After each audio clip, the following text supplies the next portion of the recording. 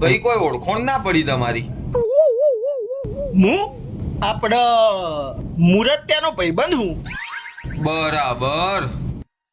રસોઈ કેવી બની હ? ના ઓકે હ, બાકી બધું કમ્પ્લીટ હ.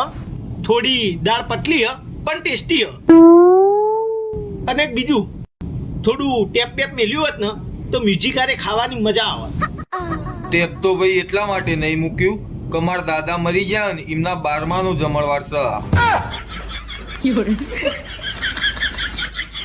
ના યાર, માર ભાઈબંધ નો લગન મને વોટ્સઅપમાં કંકુતરી આવી હ. પણ કદાચ બાજુની વાડીમાં હશે.